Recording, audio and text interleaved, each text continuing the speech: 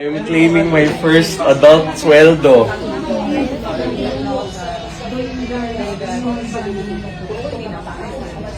Bim, sino iti-treat mo sa first mo?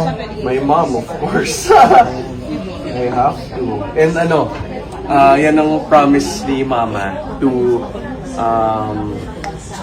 my priest, si June. Father June. Or he's a bishop now yata. So we're gonna donate half of it muna.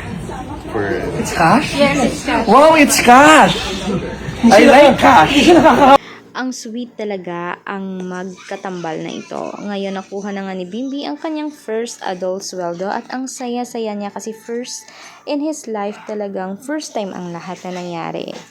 Nakaka-amaze naman talaga at maraming napahanga sa mismong si Bimbi na natututo sa sariling mga diskarte niya. Agree ba kayo dito? Hashtag Team Maybe din ba kayo? Lahat ng nangyayari sa kanya ay deserve niya talaga. Kaya huwag nating kalimutan mag-like, subscribe, at itap ang notification bell. Thank you!